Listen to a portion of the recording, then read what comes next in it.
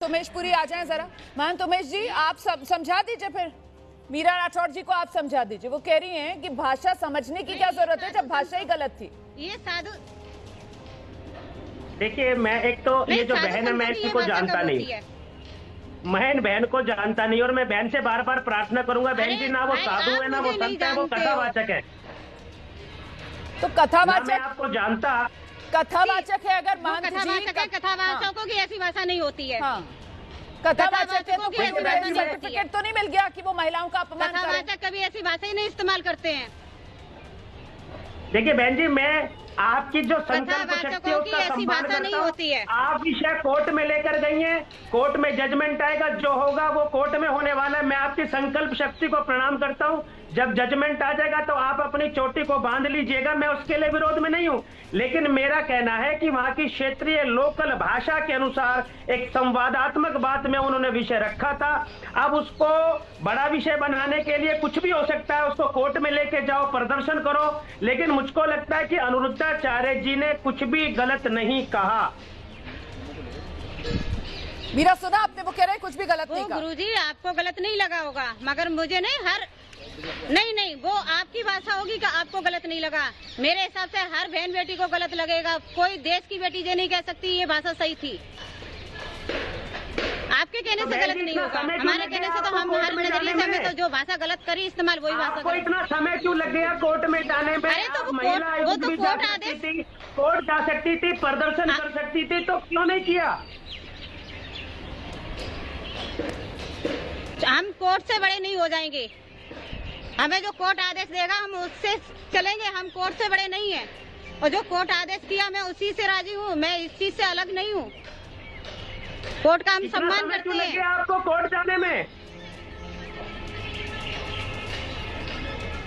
कहते हैं कोर्ट और थाने जाओगे तो समय तो लगता है।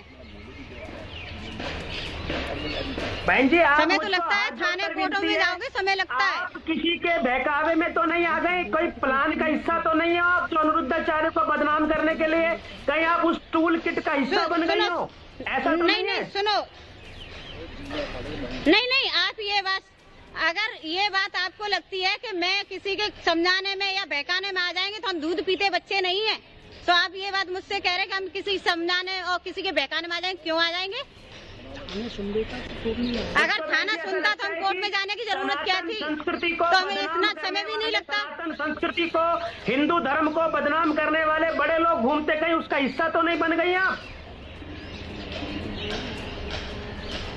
हम हिस्सा नहीं बन सकते, आप जैसे हिस्सा बनाते हो। अगर जे सनातनी धर्म के साधु संत लोग हम लोगों पे उंगलियां उठाएंगे तो हमें और लोगों की जरूरत नहीं पड़ेगी। ठीक है, अगर कोई मुल्ला बोलता तो हमें तो जिनका से क्या करते थे, जो हमारे सनातनी गुरु है, इस वजह से कई प्रपंच का हिस्सा तो नहीं बन गई यहाँ बहन जी। ठीक है महंत जी, जितने सवाल आपके मन में थे आपने वो सारे पूछ लिए मीरा राठौर से। हालांकि मीरा पहले ही बता चुकी थी कि किस तरीके से वो पहले पुलिस थाने में गई, वहां पर कोशिश कर रही थी वो केस दर्ज कराने की। उनकी तरफ से कहा गया कि शायद पुलिस पर किसी तरीके का दबाव था, वहां सुनवाई नहीं हुई। उसके बाद वो अदालत में गई और लंबी कानूनी प्रक्रिया का पार करने के बाद वो अब इस स्टेज पर पहुंची हैं कि परिवाद दर्ज हो पाया है, सीजीआई की तरफ से आदेश दिया गया है। इस बीच में सीधे लेकर चलती हूँ, राज मिश्रा जी हमारे साथ मौजूद हैं। राज मिश्रा जी, लेकिन सवाल ये कि अब ये बहस जो एक बार फिर से बड़ी हो रही है, क्या ये सनातन की आड़ में किसी का भी अपमान कर देना, कुछ भी कह देना, और हम तो संत महात्मा नहीं है, हम तो कथावाचक हैं, इसकी क्या किसी को सर्टिफिकेट या क्लीन चिट दी जा सकती है इस आधार पर? देखिए, सबसे पहले तो मैं इस चीज को कह दूं कि यदि आप कथावाचक भी हैं तो किसी भी, हमारा सनातन धर्म सिर्फ कहता है ये नारस्त पूजते रमनते तत्र देवता। हमारे यहाँ जहां स्त्रियों की पूजा होती है वहां पर परमात्मा निवास करते हैं, इसका बाकायदा वर्णन है शास्त्र में। तो यदि आप इस प्रकार के लैंग्वेज को प्रयोग करते हैं, मैं उमेशानंद जी का बहुत सम्मान करता हूं, मेरे साथी हैं, बार बार हम लोग साथ में डिबेट में होते हैं, लेकिन उन्होंने एक शब्द कहा कि ये अलग अलग जगह की लैंग्वेज है।